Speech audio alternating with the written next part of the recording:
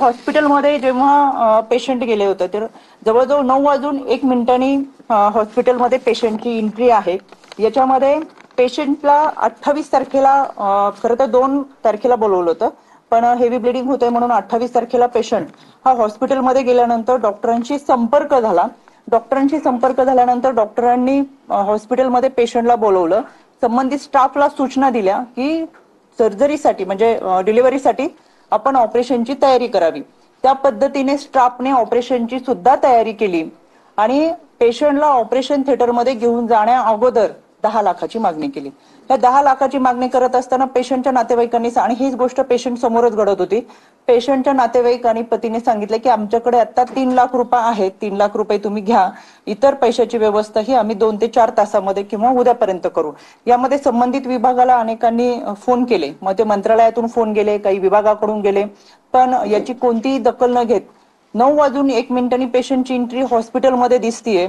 2:30 वाजता पेशंट हॉस्पिटलमधून बाहेर पडलाय। तब्बल 5.5 तास पेशंट हॉस्पिटलमध्ये असताना पेशंटला खूप मोठ्या प्रमाणात रक्तस्राव होत असताना सुद्धा कोणतेही प्राथमिक उपचार हॉस्पिटलकडून झालेले नाही। डॉक्टरांनी पेशंटच्या नातेवाईकांना सांगितलं की तुमच्याकडे जे काही औषध असेल, हा रक्तस्राव होऊ नये म्हणून यासाठी तुमच्याकडेच काही औषधं असतील किंवा तुमच्या जवळचे जे काही टॅबलेट असतील ते घ्या आणि तुम्ही तुमच्या पद्धतीने पेशंटवरती उपचार करा। यामध्ये 5.5 तासामध्ये हॉस्पिटलने कुठेही पेशंटवर उपचार केले नाहीत, सहकार्य केले नाही। या सगळ्या कालावधीमध्ये पेशंटची मानसिकता फार खचून गेली आणि त्याच्यानंतर 2:30 वाजता पेशंटच्या नातेवाईकांनी निर्णय घेतला की पेशंटला ससून हॉस्पिटलमध्ये घेऊन जावं।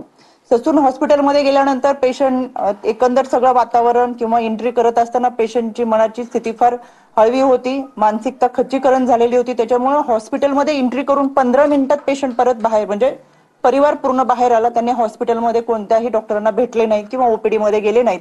त्यानंतर तिथून ते सूर्य हॉस्पिटलमध्ये गेले। सूर्य हॉस्पिटलमध्ये गेल्यानंतर त्यांना तातडीने डॉक्टरांनी उपचारासाठी आतमध्ये घेतलं, ऑपरेशन म्हणजे डिलिव्हरी केली आणि चांगल्या पद्धतीचा प्रतिसाद हा सूर्य हॉस्पिटलच्या डॉक्टरांकडून त्यांना मिळाला। पण ज्यावेळेस दुसऱ्या दिवशी डिलिव्हरी पेशंटची झाली, पण डिलिव्हरी झाल्यानंतर त्याच्यामध्ये हेवी ब्लिडिंग आणि ही खचलेली मानसिकता, त्याच्यानंतर 2 दिवसांनी पेशंटचा मृत्यू झाला। तर अशा एकंदर या सगळ्या घटनांमध्ये पेशंटच्या नातेवाईकांचा दावा आहे की डॉक्टरांना संपूर्ण मेडिकल हिस्ट्री माहित असताना सुद्धा त्यांनी आम्हाला फाईल पुटअप करून घेतली आणि ज्यावेळेस आम्ही 15 मार्चला डॉक्टरांकडे गेलो त्याच्यानंतर पुढच्या फॉलोअप चेकअपसाठी आम्हाला 2 तारखेला बोलवलं होतं। जर सुरुवातीलाच त्यांना आमची क्रिटिकल सिच्युएशन ही माहित होती तर त्यांनी फाईल पुटअप करायला नको हवी होती किंवा आम्ही ट्रीटमेंट करू शकणार नाही असं सुरुवातीला सांगायला हवं होतं। पण ही सगळी ट्रीटमेंट सुरू केल्यानंतर ऑपरेशनला आज जाण्यापूर्वी इतकंच काय की महिलेची डिलिव्हरी होण्यापूर्वी सेव्हिंग सुद्धा तिथं करून आतमध्ये घेतली, इतकी तयारी केली होती। आणि हे सगळं केल्यानंतर सुद्धा जर इतकी मोठी रक्कम मागितली असेल तर त्याच्यामुळे पेशंटची मानसिकता खचली आणि पैसे वेळेत भरू शकलो नाही, तर 5.5 तास पेशंटला या सगळ्या प्रक्रियेतून जावं लागलं। आणि शेवटी प्रत्येक आईचं मातृत्वाचं एक स्वप्न असतं, 8 वर्षानंतरचं घरामध्ये येणारं बाळ आणि त्याची ही पद्धतीने अवस्था, यामुळे पेशंटची खचलेली मानसिकता आणि याच्यामुळे साहजिकच हे सर्व त्यांच्या कुटुंबियांनी तक्रार अर्जामध्ये दिलेले आहेत। त्यांच्या घरातल्यांचे जबाब सुद्धा यामध्ये नोंदवलेले आहेत। यानंतर राज्य महिला आयोग आणि राज्य शासनाला समिती स्थापन करण्याच्या सूचना दिल्या होत्या। त्या अनुषंगाने डॉक्टर राधाकिशन पवार यांच्या अध्यक्षतेखाली एक 4 सदस्यीय समिती स्थापन करण्यात आली। त्याचा अहवाल आज या ठिकाणी आलेला आहे। या अहवालामध्ये हा अहवाल या ठिकाणी देत असताना